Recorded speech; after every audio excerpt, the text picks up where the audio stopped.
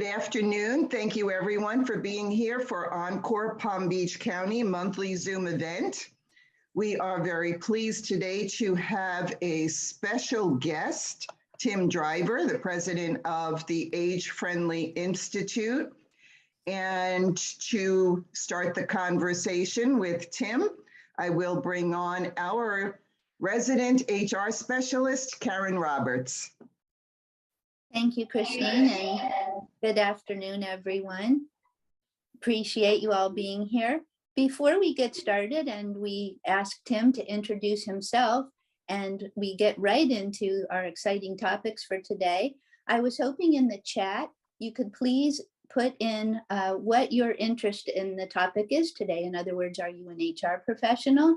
Are you a volunteer? Are you an interested advocate? Just what might be your role? If you could please put that in the chat, Christine will then summarize that. And then after Tim introduces himself, share that with Tim so that he has a better idea of our audience here today. So again, thank you for just entering briefly your either occupation, your interest, are you a Encore Palm Beach County member, etc. So thank you for doing that. And Tim, thank you so much for being with us today from beautiful Boston, Massachusetts. We appreciate you. And we'd like to have you please tell us a little bit about your background and how you got involved with the Age Friendly Institute. Well, I'm delighted to be here, and thank you all for taking some time out of your day to learn about what the Age Friendly Institute is all about. My background has been in media and technology and HR, and where I got interested in this topic. Sometimes you get involved with things when things come your way out of left field, and it was a little bit that way for me. I worked. Going back about, I guess, 25 years ago, I was working at AOL when it was going through its sort of initial ascent with the internet was sort of, becoming a mass media sort of utility or medium. And I was operating a group of what we called channels at the time. I don't know if any of you were AOL members, but we used what we called channels. And I made the case that there should be a careers channel because that was a category that was particularly appropriate for the capabilities of the internet. And so that was one of maybe 5 channels. It was one that I grew to have the most interest in and really developed a major business around it and got to know some of the major players in that space very well, including Monster.com.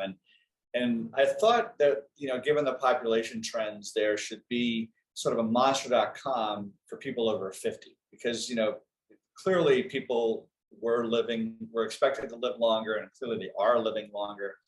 And their job searching needs were very distinct from the job searching needs of younger people.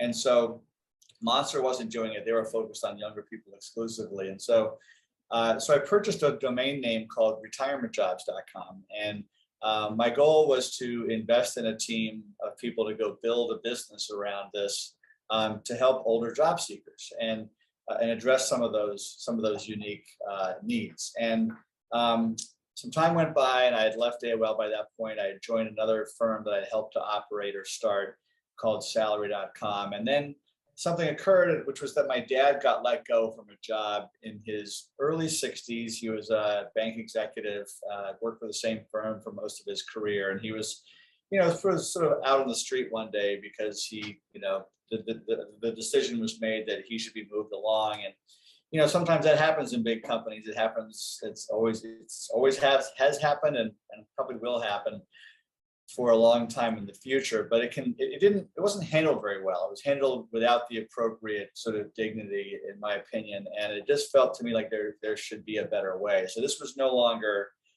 just a business idea, retirementjobs.com, but it was a personal passion to basically, help the older adult job seeker navigate the path around the all too common age discrimination. So I began by recruiting a group of people from Monster and AOL and Salary.com and got started on building retirementjobs.com. And the very, very first thing that I did was to recruit a former colleague. He and I both had backgrounds by that time of being compensation analysts, in addition to having sort of HR, tech, and media backgrounds. And we set out to create what Consumer Reports might create if they wanted to filter for welcoming employers to older adults. And we needed a name for that, so we coined this term age-friendly. We called the program the Certified Age-Friendly Employer Program. And so that's where that program started. And I'm very interested in telling you more about it. That's how the cafe program started. Some years went by, and we decided that that program should be broken out from retirementjobs.com and given its own platform under a nonprofit 501c3. And that's where the Age Friendly Institute that you can see above my head was born, was to create that separate entity that would give the cafe program, as we call it for short, an even bigger opportunity, because it's been celebrated by not just employers and job seekers, but also by policymakers at a pretty high level in the country. And it's really on a tear right now. We're very excited about that. And that tear is happening for a variety of reasons that I'll get into as we proceed along here. So anyway, a little bit of background on me and the institute there. Well, thank you very much for that, Tim. We're going to talk a little bit more before we get to the cafe program in more detail. I'm going to ask you a little bit more about the Institute, but I just have to say that this comment that you made about, the personal situation that happened to your father, unfortunately, we're seeing that now more and more in the media. We're hearing a lot about people being told that they don't have enough runway left.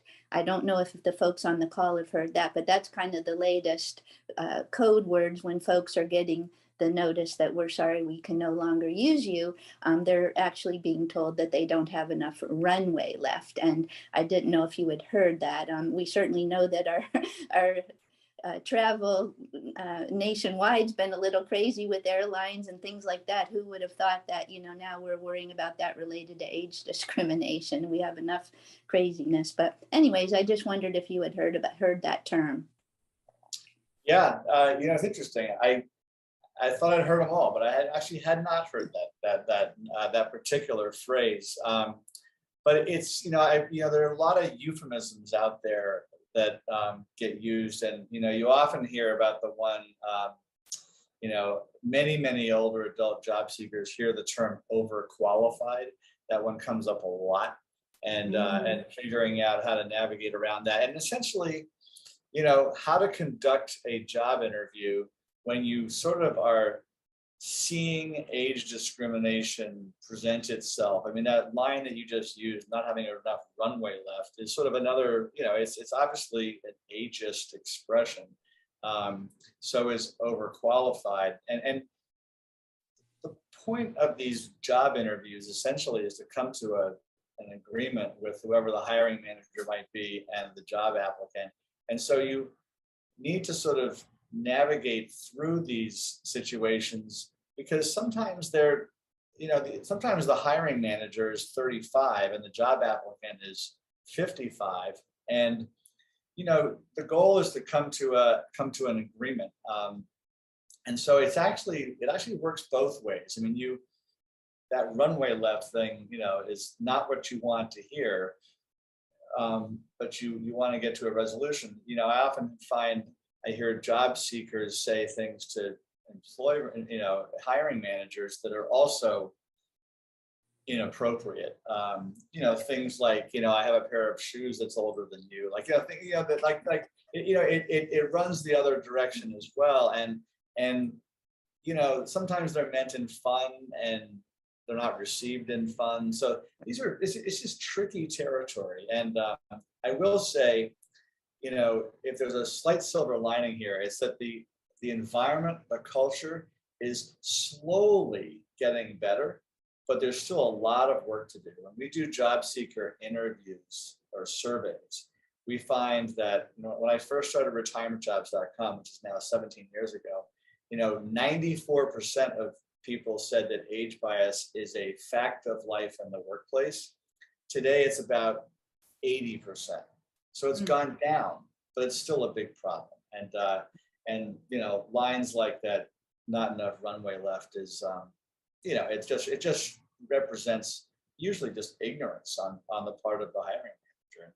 We got to Yeah. get past that. Well, that's hopefully, again, what the cafe program we'll talk about in a moment. We know that those types of companies, if we're applying to them or doing business with them, we know that they have been certified and they are very age friendly, and we would not hear those types of terms if we were interviewing with those companies.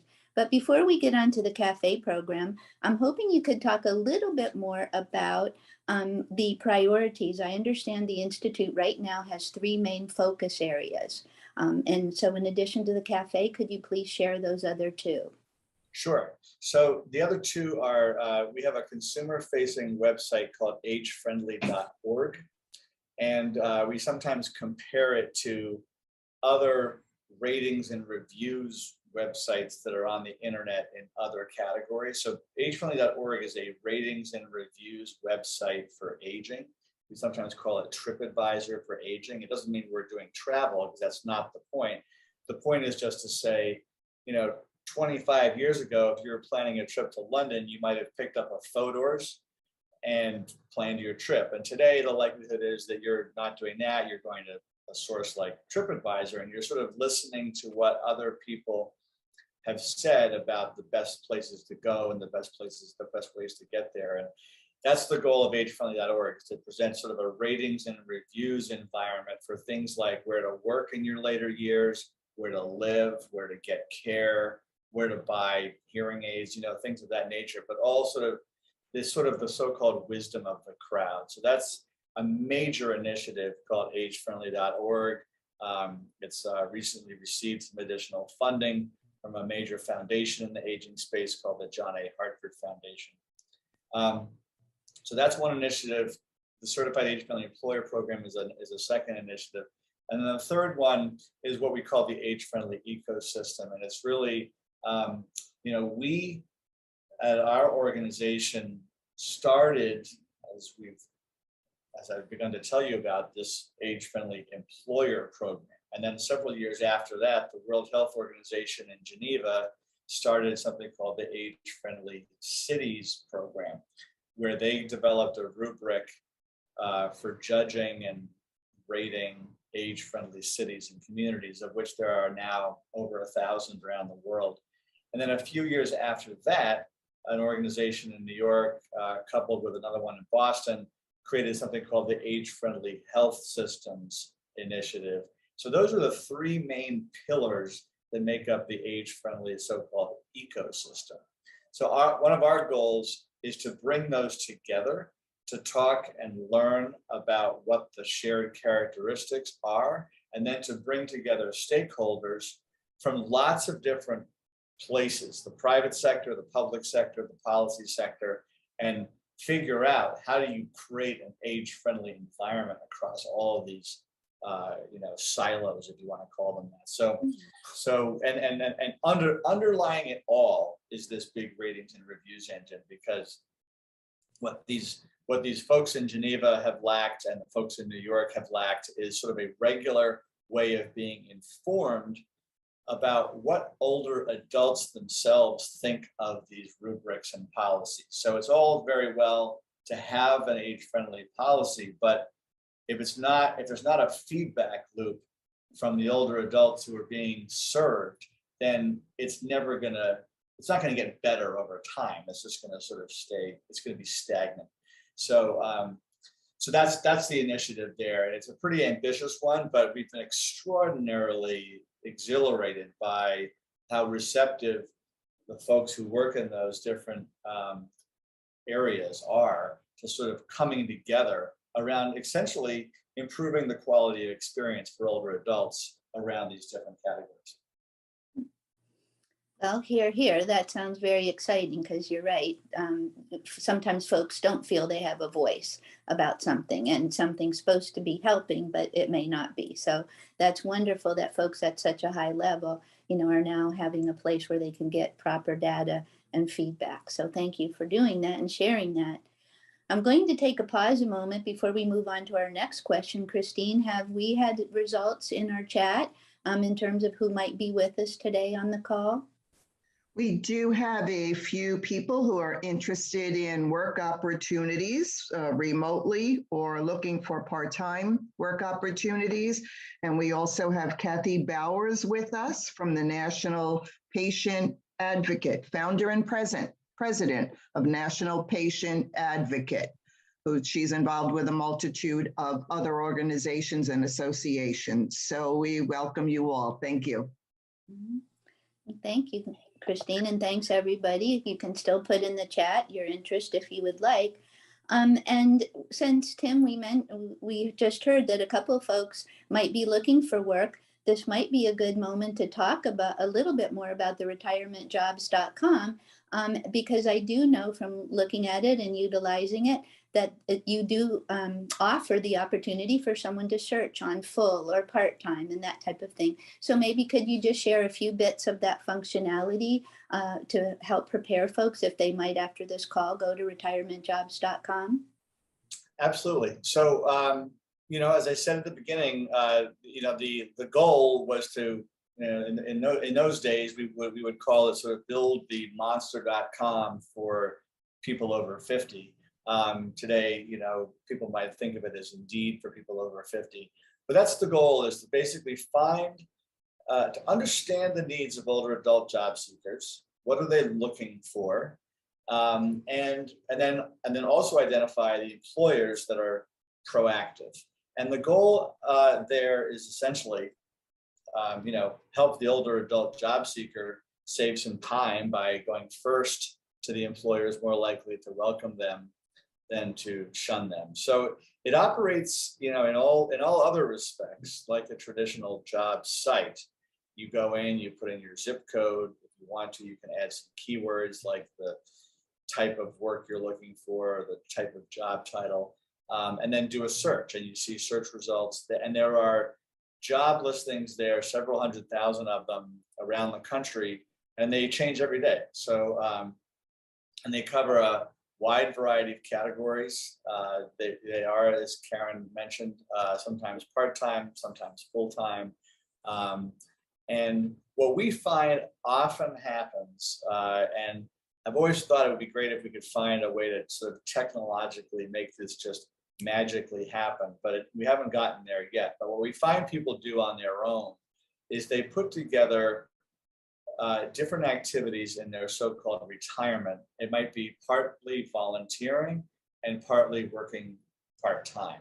And that might be because there's a desire to do some more sort of, if you want to call it, volunteer work that's more purpose-filled, as coupled with things that are not only purpose-filled, but also providing some actual compensation. And that's what most people are doing these days, is they are redefining retirement by doing those things together. And it's been fueled by, and we were talking about this before we jumped into the full meeting here today, it's been fueled by COVID. Employers are themselves changing their own attitudes around older adults because they learned something really important during COVID. They learned that this flexibility that older adult job seekers have been asking for all these years isn't such a bad thing after all. To give people the opportunity to work remotely and to give them, flexible terms, like maybe I work mornings or I work Monday to Wednesday, or whatever it might be, that's not so bad. There was always this belief or this concern, and frankly, this myth. It had never been proven otherwise until COVID. There was this concern that, oh my gosh, there's going to be huge productivity drops if we let people work remotely. Well, it didn't happen. Obviously this is not a black and white situation, but it's much more evident than ever that letting people work remotely can be quite productive for organizations. And in this particular labor cycle, it's mission critical for a lot of these organizations to find people as well as to keep people. So anyway, that's a little bit of a long answer on retirementjobs.com, but it's America's largest career site for people over 50. There's 1.5 million job seeker members around the country, and there's, as I said, there's hundreds of thousands of jobs that are changing all the time. Wonderful. I'm sure somebody I know put the web address for that in the chat. So thank you very much who did that.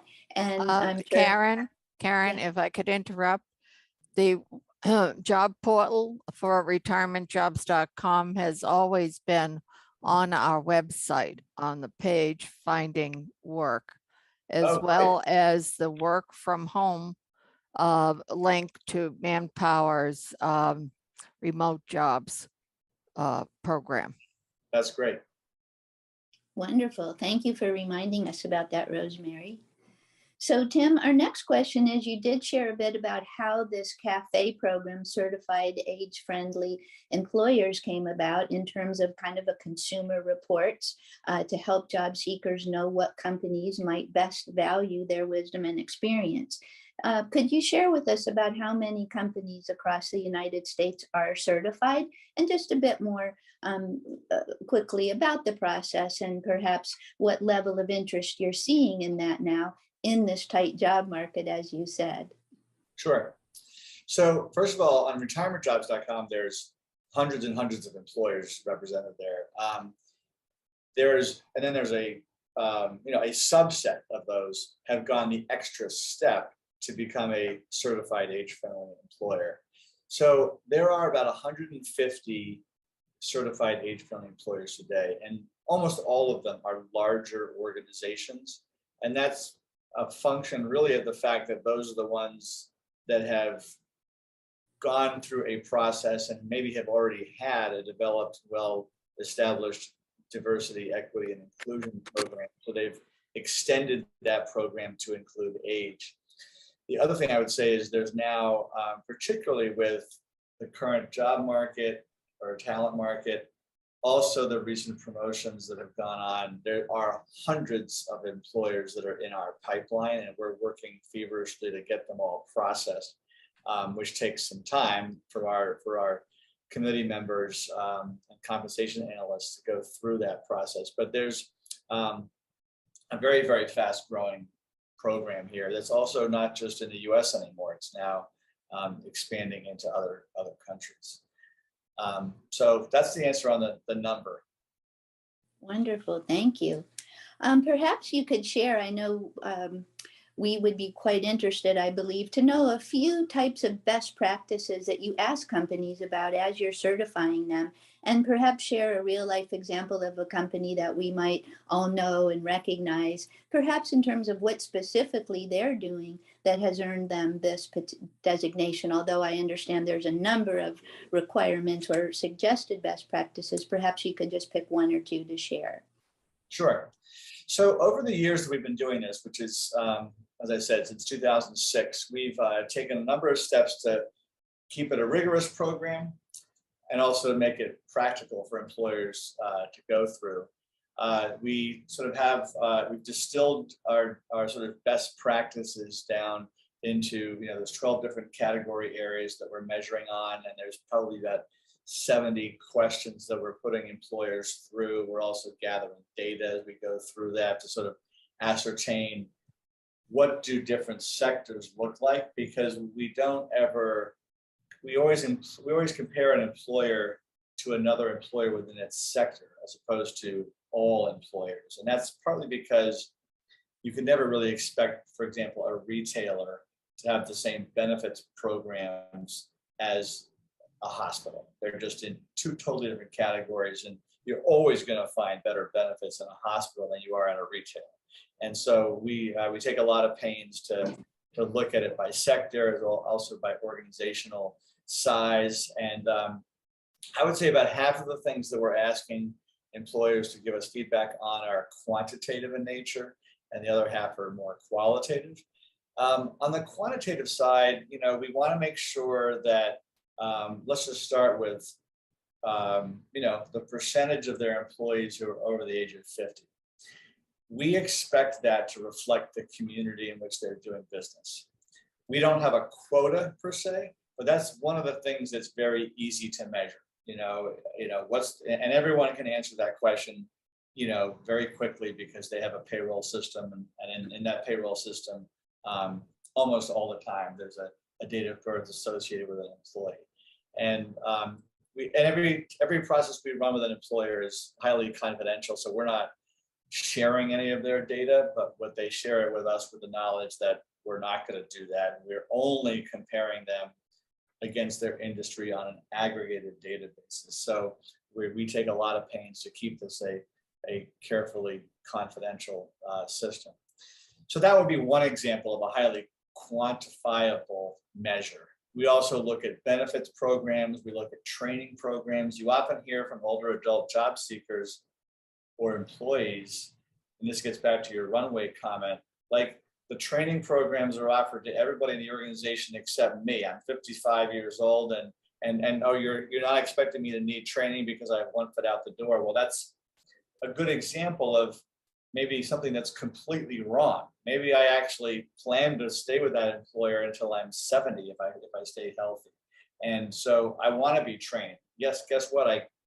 I'm older, but I can learn new tricks. So that's another thing that we look at is, if you have training programs, can we make sure that those are being offered across the board on a sort of an age neutral basis? I should say most of what we're looking for is not to be advantaging older adults. It's just to make sure that they're being treated equally as everybody else in the organization.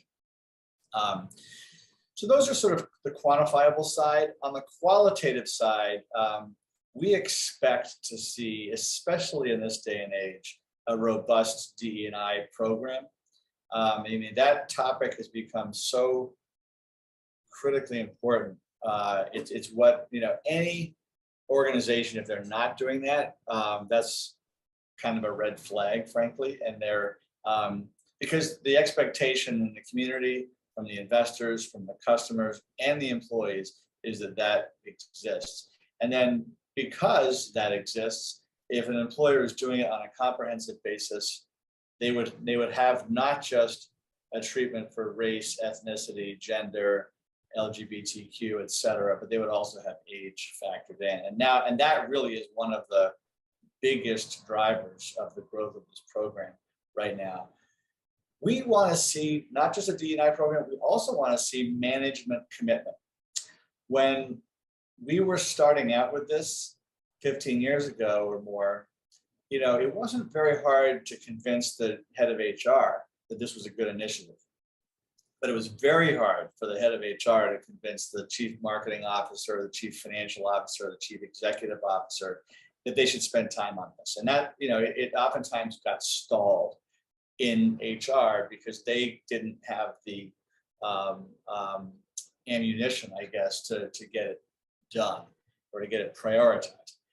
And that thankfully has changed quite a bit. And when we go through this process with an employer, it's not unusual, even with America's largest employers, for the CEO or somebody in the C-suite to make the final sign off on this. And that's because this has now gotten to the point where it's really important to the employment brand and the workforce strategy and the culture within the organization and the whole workforce planning.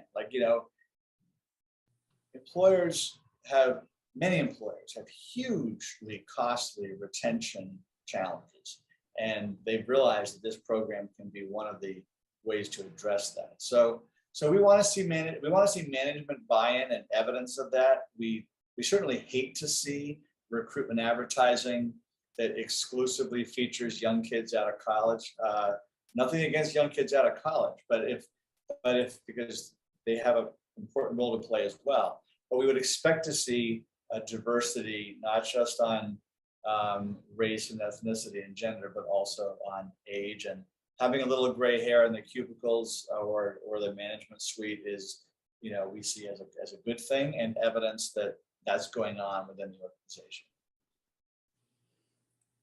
Well, thank you.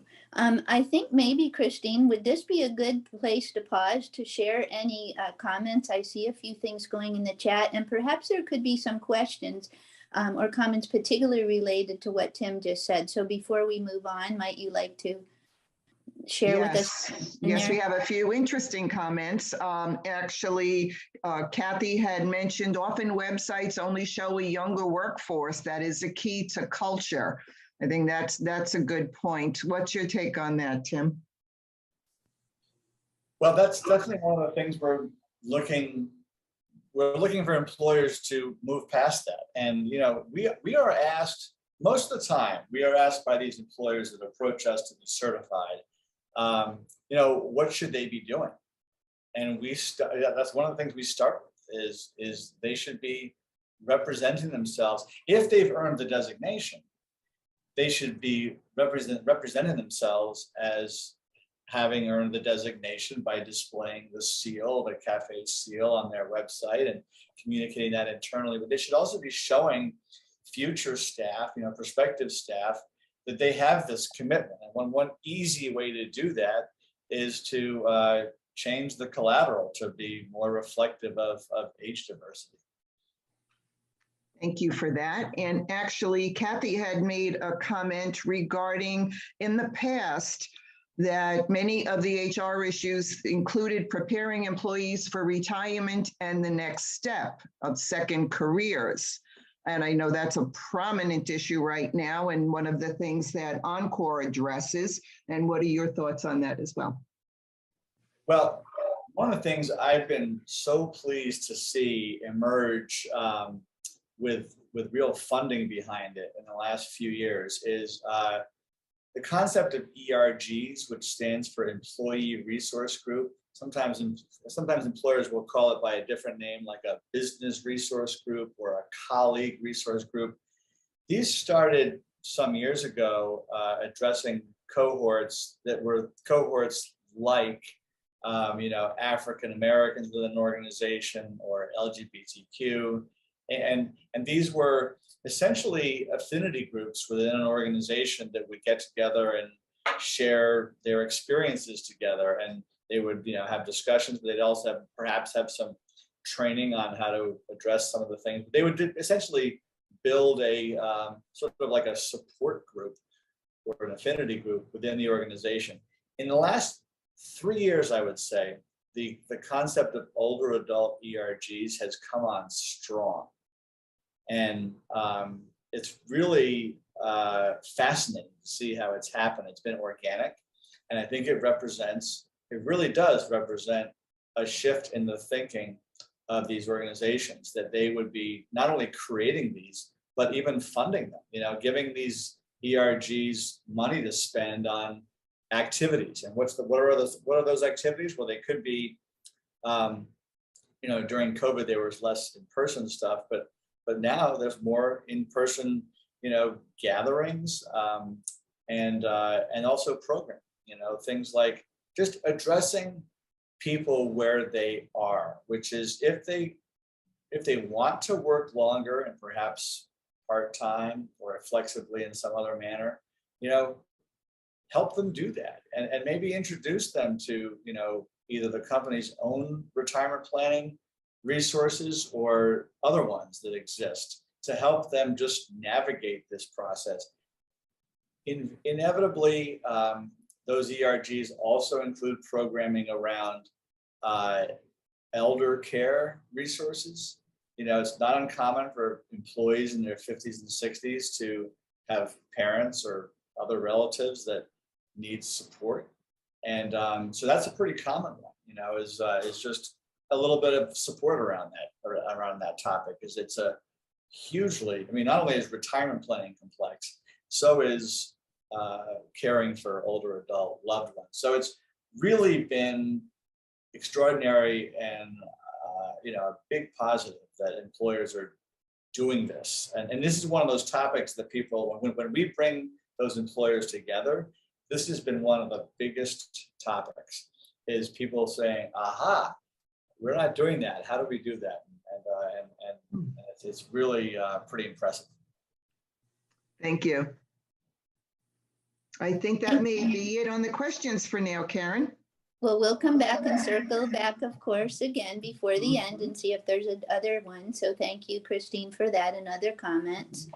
Tim, you mentioned briefly about CEOs that you deal with, and thank you for giving us a little bit of insight in the fact that they are a bit more aware now on their radar screen of age as being an important component of diversity, equity, and inclusion programs. Talk to us a little bit about, are you hearing them understand the value of mature workers as it relates to intergenerational work teams? And the value that an older worker can bring to the workplace to younger folks through mentoring or any other such things, which I'm sure you do rate your companies on as well. We do, and we certainly want to see that. And how that manifests itself is, I would just still call it pretty situational. I mean, I think it happens organically. I think there's certainly encouragement. Those ERGs sometimes, I've heard them called things like sages, which represents sort of an older cohort, but sometimes they are actually more down the line of what you're getting at here. Is there sort of people who are coming together who might not all be older. They may be people who are younger too, who want to go down sort of the mentoring path. I haven't seen as many sort of organized or formal programs around that as I think we'll see in the future. And it's partly been, it's just sometimes, like I said, it's a little bit situational and has to do with what the priority is of the people who are starting those ERGs. Like if they're starting with, an orientation towards financial planning, or as Rosemary has pointed out here, sort of the non-financial aspects, that might have just been the first priority, and they're getting to the intergenerational collaboration stuff later. So I think we'll see more of it. I can't point to as many specific examples as I'd like to, but I think we'll see more of that in the future. Definitely. We all know that there's, I believe, 5 different generations now that actually have been named, in the workplace. And we read a lot about the needs and desires and the motivations and all of that of these different groups. So you're right. I think we're going to be hearing a lot more about that in the coming months and years. So thank you for that. Another question, Tim, we have for you is to tell us a little bit about your home state governor in Massachusetts, and also the United States Secretary of Labor. You mentioned Marty Walsh, who happens to be, I believe, a former mayor of Boston. And what are they doing in regards to advocating for older workers? I think you have shared that they are at the forefront of some hopefully proposed legislation in this regard. We didn't talk about doing this as we set up for the call today, but I'm going to try, if it's okay with you, I'm going to try playing a soundbite on my computer of Governor Baker and then Secretary of Labor, U.S. Secretary of Labor, Marty Walsh. Should we give this a try and see if it works? And if it doesn't work, I can just tell you what they said, but sometimes it's nicer to hear it directly from them because it's pretty powerful. So this is what I'm going to play for you. These sound bites are only about 8 weeks old. And I think it gives more sort of credence to the idea that this is not just a program that private sector employers want to do, but it's one that public sector employers want to do. And then it's also something that the government, the US government, wants to support the growth of. So let me see if I can make this work. I need to be given the permission to share my screen. Share. I don't know if Christine, you can got it. give me that authority, but okay, there we go. And let's see if this works. So I'm going to play you Governor Baker first.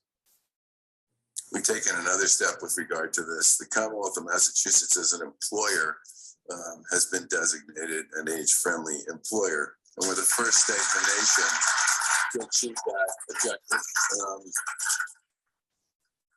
That was delivered by the Age Friendly Institute. And Jeff, are you in here somewhere?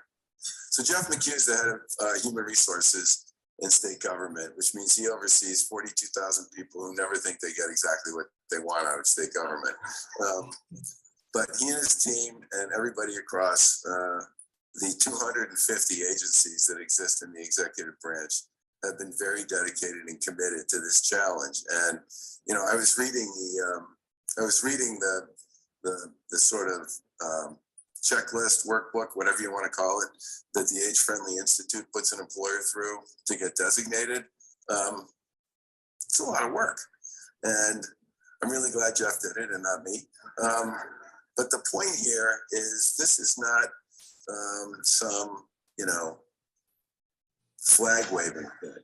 This is something where you really have to demonstrate that you've committed to this and that you are doing the things that are required to be successful in providing an age-friendly experience for everybody who works in your organization. Now, in state government, we have a significant number of people who are over the age of 50 who work in state government.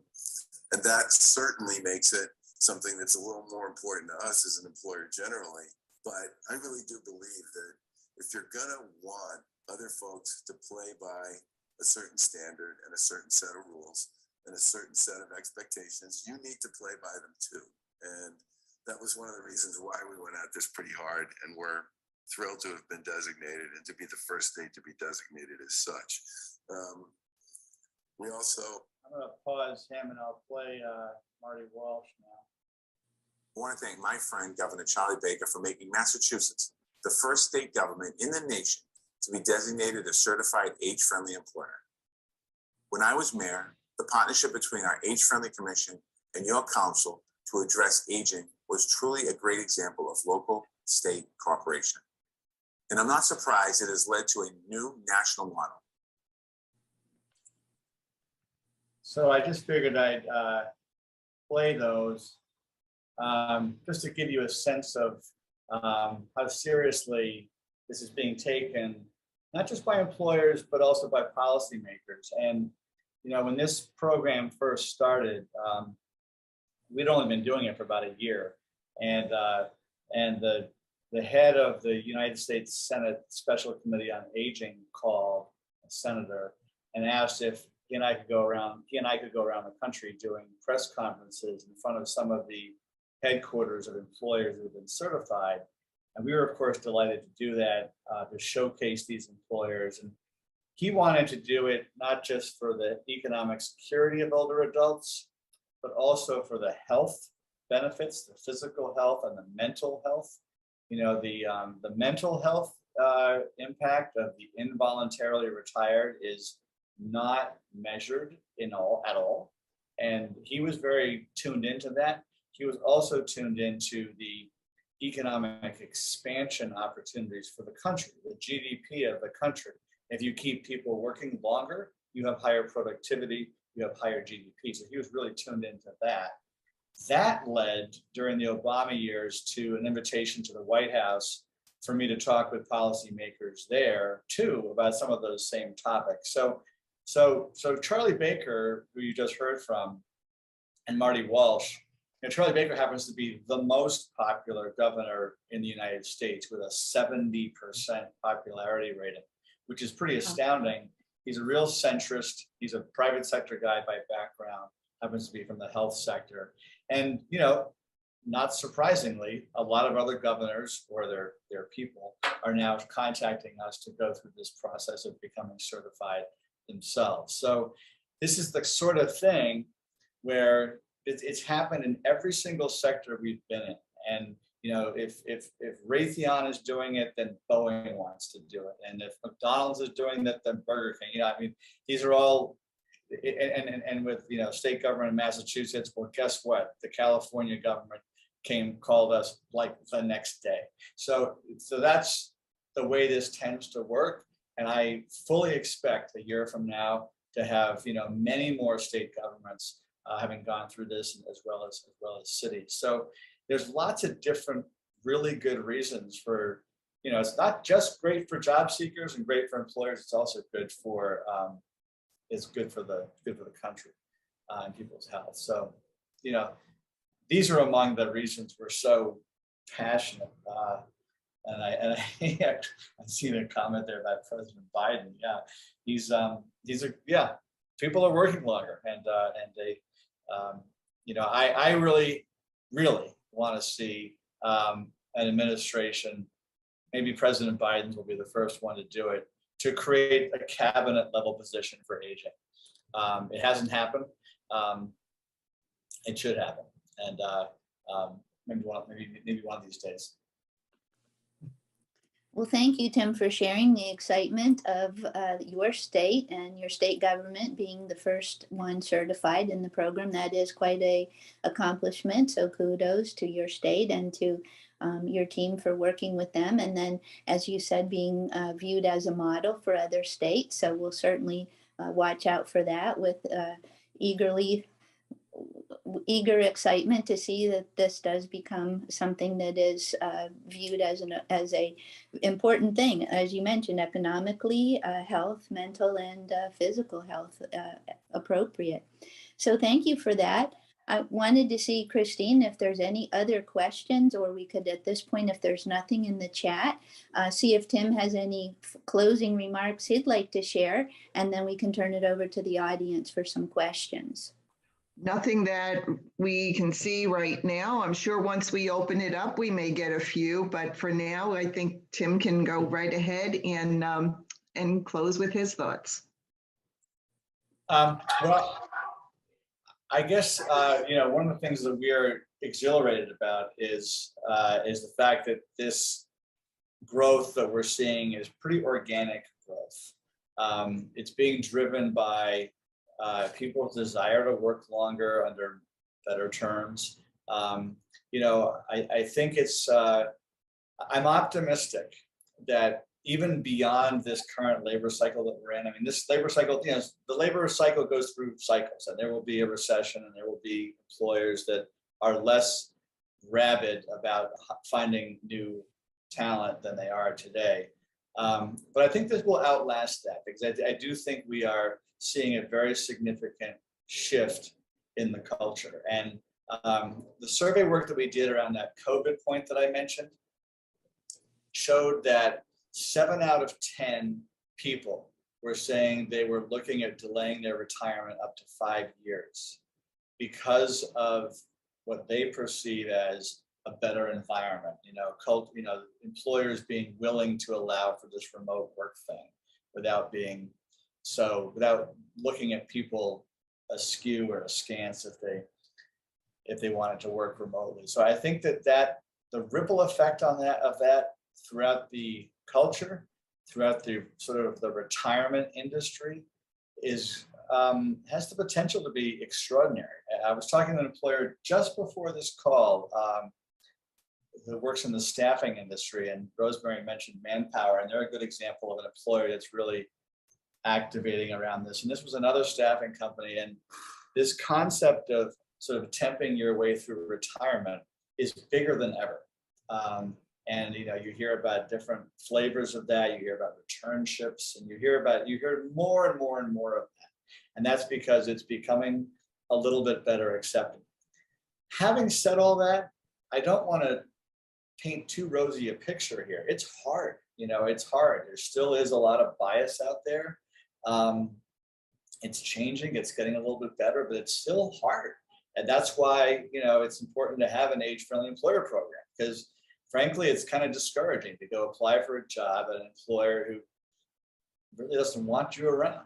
And even the age-friendly employers, we find examples, and if we learn of sort of, if you want to call them infractions by the line manager or some kind of a manager within a certified age-friendly employer, we hold those employers accountable. We ask them to go investigate and to create the appropriate remedies, and most of the time they do. But this is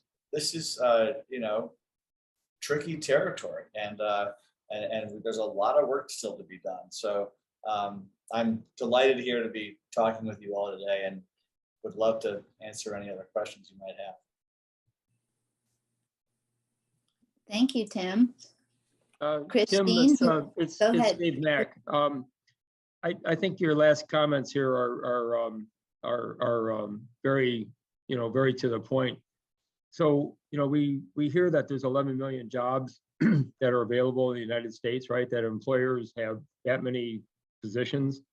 I don't know across what kind of categories and professional jobs and so forth, but is it still a fact that for whatever reason, a person either gets displaced from their position, not willingly, or they want to work for another company, but they're in that age category. So when they go out into the looking for this position, they basically run up against this wall that's not visible, but they get filtered out. They do not even get to where they can interview with a human being because they're in that age and the employer doesn't want them. They might be qualified. So that's still the real barrier, is I think what you're saying. I mean, it's still very real. It's very real. And I think, that's the whole purpose of the Certified Age-Friendly Employer Program, is to make it a little bit easier, save some time, save some agony. It's certainly not the answer. There's no silver bullet answer here. I think the strongest answer that anybody can have is the strength of their relationships that they've built over the course of their career. The power of your own network is not to be underestimated. And so the best way, I've always said to people, if they're looking for a new job at any age, is to sort of, pick 10 companies, your target 10 companies, and then work your sources to figure out how you can talk to people informationally about how to get into those companies and sort of build relationships and build advocates, and then hopefully get to a solution. But the other things I would say is, it's very easy to blame employers, they're age biased, and oftentimes that's true. But there are things that one has to look at, as you want to be hireable, and you want to be, we oftentimes, too often, find employees or applicants who frankly are never going to find themselves able to take direction from a 35-year-old. And guess what? If your boss is 35 and you can't find a way to take direction from a 35-year-old, then go somewhere else or start your own business, because and that's a real issue. It happens all too often, and so you need to get past something like that. There's this, sometimes it's a myth and sometimes it's not a myth, that people have technology constraints. I mean, one of the reasons employers use retirementjobs.com is because they know that a job applicant has gone to retirementjobs.com and navigated a website and used a Zoom platform, and they've done some of the basics, and so they're screening out for themselves all those people who aren't sufficiently digitally savvy to even get to that point. And so one does need to have that capability, and to demonstrate that capability, and to demonstrate that curiosity. Any employee's job is to make their boss look better. And at the end of the day, that's their job, right? And so if that supervisor has hired you and you're going to drag them down as opposed to build them up, then you're less likely to get the job. And I also say to people, especially who are looking for, well, I'll just call them more white collar jobs, is if you're not on LinkedIn, you don't exist. And so you better be on LinkedIn, and you better have a reasonably developed profile on LinkedIn. It doesn't mean it has to be off the charts extraordinary, but it better have more than one line on it, because otherwise you're not treated as a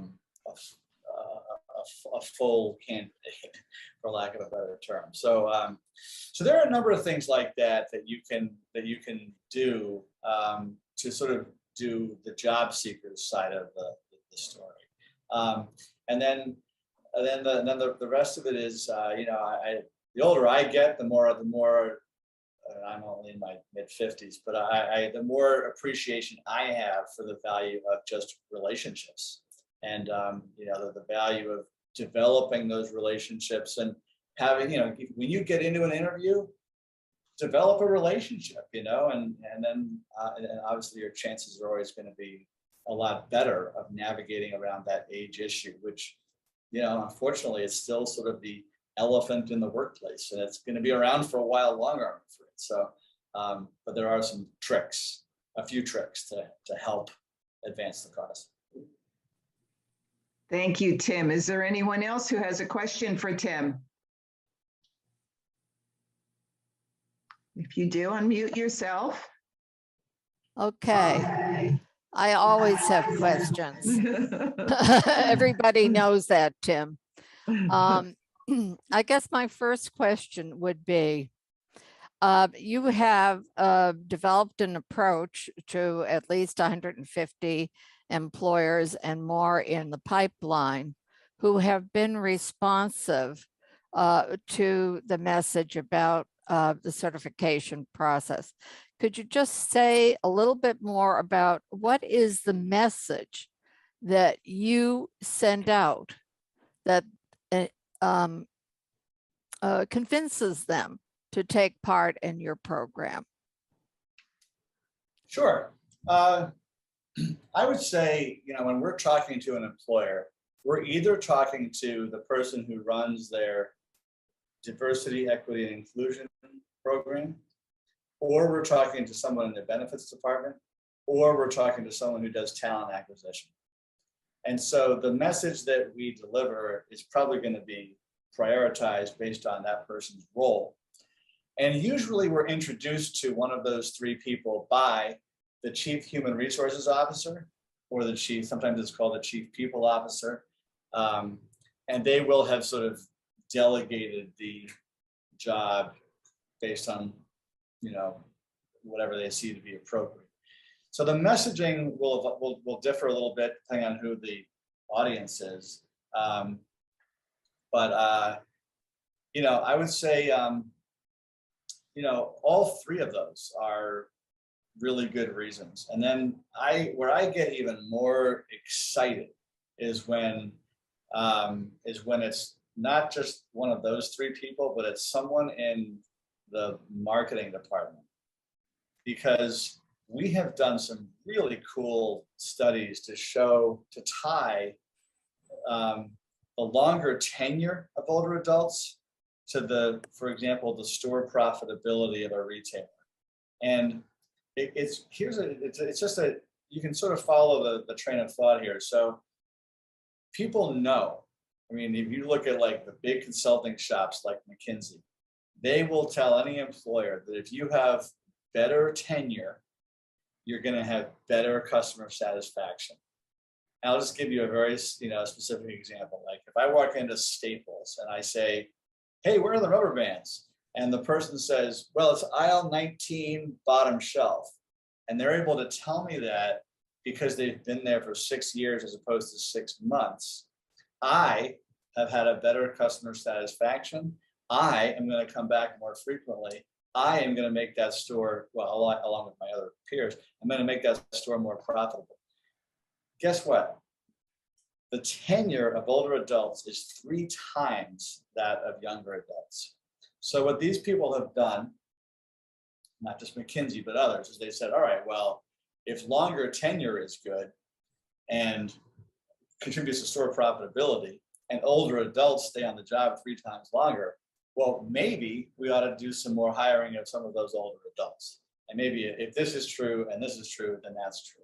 So we see employers doing that, and that's driven not just by the HR department, that's driven by the marketing department or the strategy department. And that's where you see the momentum even stronger. So that's the level at which we're kind of developing the business case with many of these employers. And that's, and I just think that makes the whole shift go faster. Thank you for that, Tim. As you know, under Karen Roberts' leadership, we're preparing for our second Wisdom and Experience Works for Business Awards event in October, and we'll be soliciting nominees for that. And I think that what you're talking about is a message that we need to share with people. Here in Palm Beach County, a lot of our employers are small to medium size, but there are larger ones. For instance, Office Depot, for one, is headquartered here in Boca Raton. And I learned a long time ago, and I think you mentioned this, that if you can bag a big boy, others will fall into line behind them. And I think we need to put a little focus in our efforts on getting some bigger employers for our awards event. If not this year, for the next year. And as you know, we're looking at becoming an affiliate of the Age Friendly Institute and exploring an advanced certified employer program such as you've developed. So I had a question on your website, Age Friendly Institute. You have a list of about 150 employers around the country that have presently been certified. If I were an job seeker out there, how would I find those employers if I didn't even know about the Age Friendly Institute? Yeah. Okay, and I asked that because AARP, as you know, has a certification program for age-friendly employers, which maybe people know about. But how do people know about it? And do you feature their job portals on your website as we do on our website? Any company that's been employer that's been nominated as age friendly and others that we know of, all their job portals are on our website. Now, we don't have the reach that you have, but I think our challenges are similar, yours on a larger scale. Yeah. I mean, the short answer on how do people find it is, retirementjobs.com has developed into the largest job site for people over 50 by being, we've been at it for a little while, but we're also connected by thousands. There are thousands of websites that link into retirementjobs.com. In Google, it's very easy to find. AARP, as you pointed out, is a collaborator with us, and they do have what they call a pledge program, which I would describe as sort of the first step to becoming a certified age-friendly employer. So they're definitely in this market as well, which is great.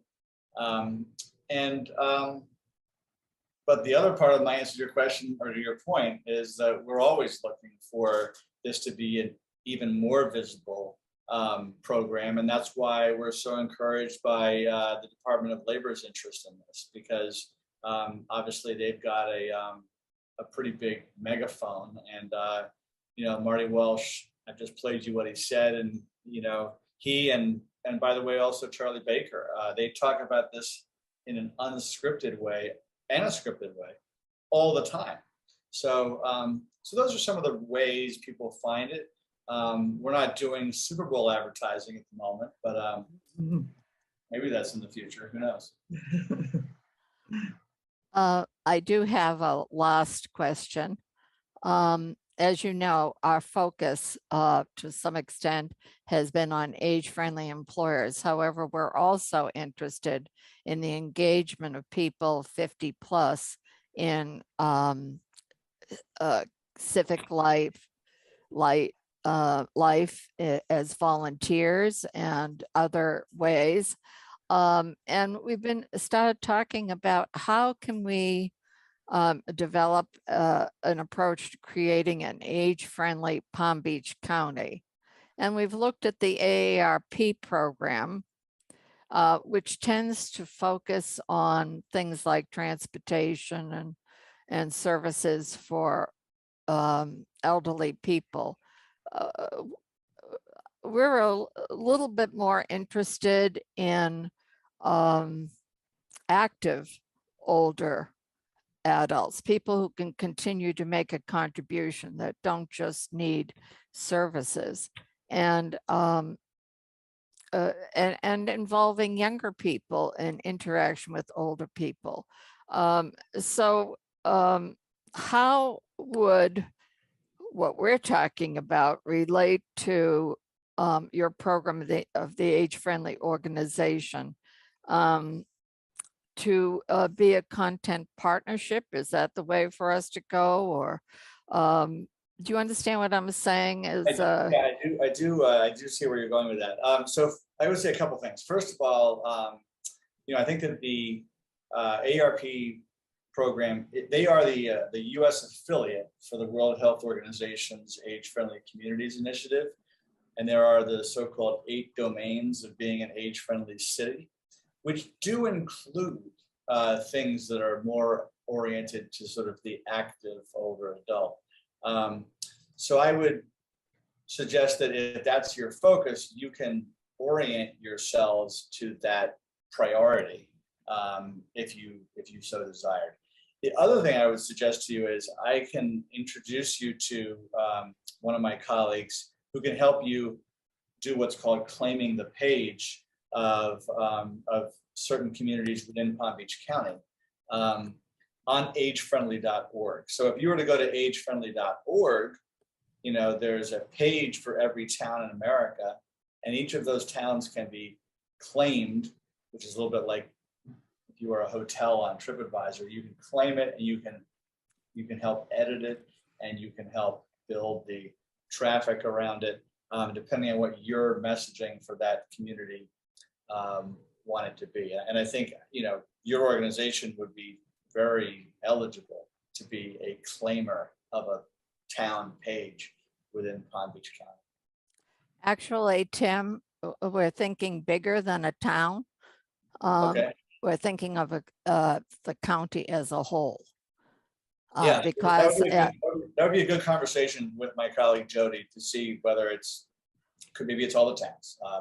That's a conversation I think she'd be happy to welcome a conversation. Okay, thank you. Okay, we do have one more question. Kathy has had her hand raised patiently. Kathy, unmute yourself. Yes, thank you. Wow, Tim, this was great. A couple of questions. Going back to the retired person, I refer to them a lot as seasoned professionals, you know, and also how about any apprenticeships? And I'm not sure whether unions are involved, retirees. And of course, I know the positive thing, I put a lot in the chat regarding SCORE, SBDC, even the ORSV program that used to pay $5 an hour up to 20 hours. But the challenge, my question to you is, I work with seniors and old people, all other people, but bottom line is this: they are maybe in a financial situation where I may be helping them qualify for benefits, AE, Medicaid, or some programs where they need services, but on the other hand, they're able to work, and that whole balance of having too much income, you know. And I think what we bring to the table, I'm one of them in that age bracket. I don't need their benefits. I don't need a big salary. You know, I'm coming with someone that's going to show up and do the job. So the challenge of meshing those people that would like to participate and work, but then it might be challenging for other areas of their life. Yeah, I would suggest that retirementjobs.com is aimed at sort of the mass market. It doesn't necessarily, it may not be the perfect solution for executive jobs. It also might not be the perfect solution for some of the organizations out there, like CSEP organizations, that do a really nice job tailoring their services, which are oftentimes in person, to the needs of those folks that you've just referenced, who are sort of on that cusp of needing services and not being allowed, if you want to call it that, to earn too much. Those are very, very personalized decisions where I think a lot of that training is oftentimes very important to get them guided in the right way. Retirementjobs.com fundamentally is a website. So it's never going to be able to do the level of personalization that a CSEP organization can do. And the Department of Labor has done a good job in funding those CSEP organizations in many, many states. So that's where I would point those types of people. Thank you. Does that answer that question at all, Ken? Yes, you did. Yes, you did. And as a matter of fact, I was thrilled to see on your participating organizations, the Florida Department of Health in Seminole County. Yeah. Is that the only Florida-based company right now, or government entity participating with you? Yeah, we have a terribly small number of Florida headquartered companies. We were realizing the other day when I was talking to some of your peers. So yes, lots of work to be done in Florida. Great. Yes, this is the Wild West, Tim. I really missed living in Massachusetts, a progressive state with loads of talented people. We have good people down here, but you know, it's a state that has a history of being a low wage state. Unions not welcome for the most part, and a focus on agriculture, tourism, and real estate. And so a lot of the talent that exists up both in the education area and in the business area is lacking down here, quite frankly. There isn't the level of professionalism in many areas, but that's changing. More and more people are coming here to live and work and bringing their skills and talents, and companies too. So fortunately, we are in Palm Beach County, which is probably one of the more affluent, progressive counties in Florida. And so I have hopes that we can, working together, we can identify more and more age-friendly employers here. Great, great. The feeling is mutual. Okay. Thank you all. We're way over time and everyone has stuck it out. So I want to thank you all. Tim, thank you. This has been great information and we're really pleased to have you sharing all that with us and our participants, and we'll be getting the recording out to you and to the participants. Karen, thank you for what you have brought to the table and your great questions for Tim. I think we got a lot of information and now it's a question of working on all that information, Tim. So we're very pleased to have you on board with us. Rosemary, thank you. Thank you for all those who asked the questions. And of course, as always, if you have more questions or would like more information, visit us on our website at encorepbc.org. Thank you all.